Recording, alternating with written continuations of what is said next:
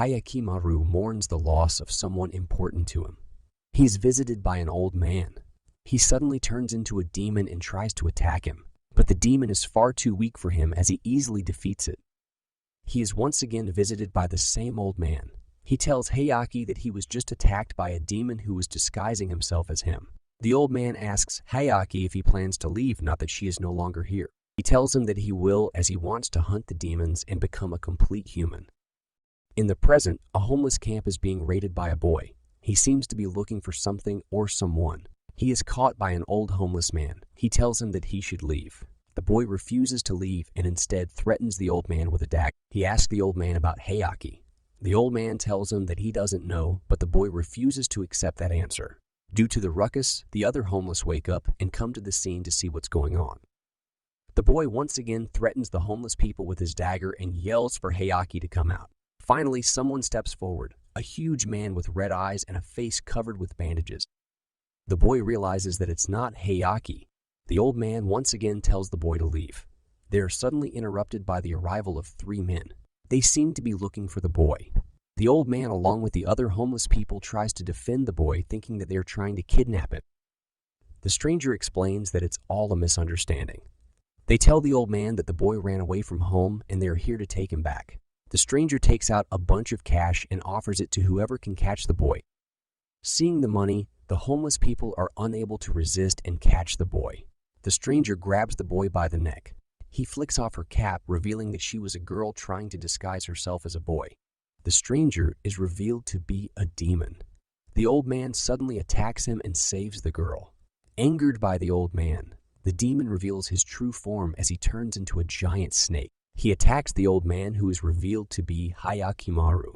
The fake Hayaki tries to defend them, but he is cut in half by the demon. Hayaki pulls out a sword. He also reveals his other sword by taking off his prosthetic arm. Using the 2 swords, Hayaki easily defeats the demon. He tells the girl that he's the Hayaki that she's been looking for. It is also revealed that the man who got cut in half is his dog, whom he calls Maru. To Hayaki's surprise, the girl suddenly attacks him, trying to kill him. We see the girl's past. She was just a normal girl named Roro when one day her parents woke her up in the middle of the night to go somewhere. She drops her phone, so she goes to get it. Then suddenly her parents are attacked by a man named Hayakimaru. They tie the couple up and ask them where Roro is. When they don't answer, the man pulls out his gun and shoots Roro's mother without so much as a warning. He then turns his attention to her father. She is watching the scene unfold from behind a tree, too scared to do anything. Her father sees her, but he refuses to give her location. The man shoots her father as well and orders his men to burn everything and cover everything up. In the present, Roro wakes up in a tent with Hayaki sitting next to her. He tells her that she was being too violent, so he had to knock her out. He asks her why she called him her mortal enemy. Maybe he killed someone important to her. Roro calls him weird for saying that, but Hayaki tells her she isn't normal herself. She seems to have something inside her that the demons want. He pulls out his sword and it seems like he is about to stab her. Hayaki instead stabs someone behind her. It was a demon who was about to attack her. He reveals that some of the homeless are demons. When they step outside the tent, they're surrounded by homeless people who have now turned into demons. It seems that whatever is inside Roro is attracting them. Elsewhere, a woman is making a deal with the Yakuza. She tells them to work under them. Angered by her ridiculous proposal, the Yakuza attack her. But it is revealed that she is a demon with the power to control other people. Using her powers, she turns the boss's men against him. She leaves the room, leaving the boss to get killed by his own men. She gets a call from an unknown person telling her about the death of the snake demon. The news doesn't bother her at all. On the contrary, she seems to find it amusing. She asks for permission to go herself, eager to devour her prey. Roro and Hayaki, on the other hand, decide to stay at a hotel. They came to this hotel to keep themselves safe from demons. But to Hayaki, Roro is the most dangerous person right now. She tells him about her past and why she attacked him, but he doesn't have any memory of doing something like that. Hayaki does realize that it is somehow connected to him. He agrees to help her on one condition. He will take what is inside of her. Roro asks him what is it that is inside her, something that her parents were killed for. Before Hayaki can answer, Maru starts barking, indicating that there are demons nearby. It seems that they have been discovered. It's the demon with the power to control people. She hypnotized some passersby and is controlling them to attack Hayaki and Roro.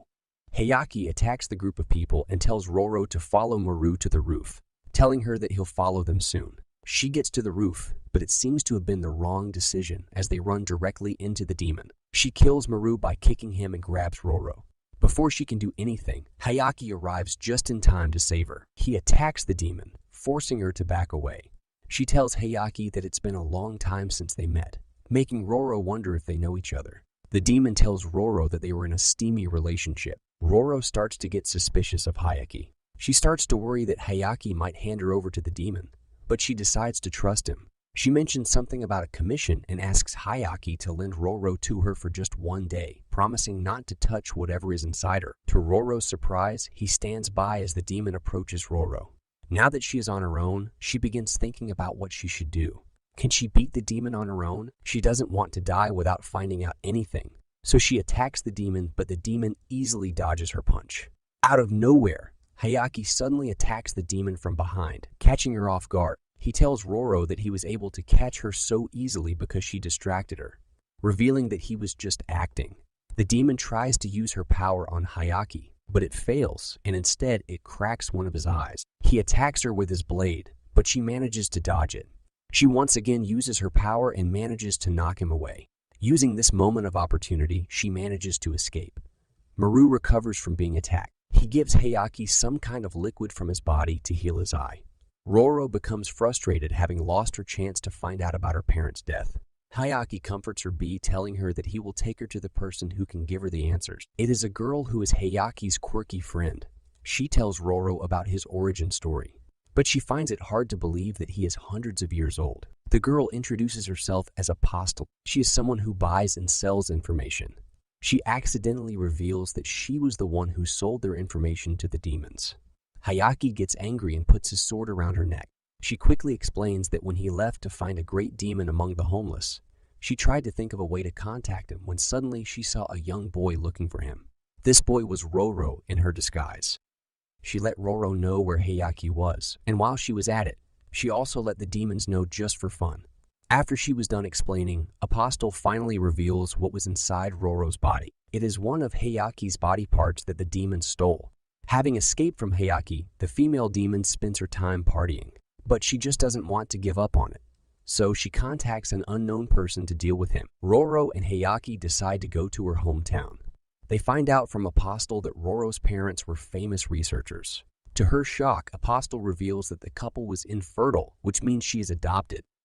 She is determined to find out everything about her situation, so she gets the address of the laboratory from Apostle, where her parents worked at.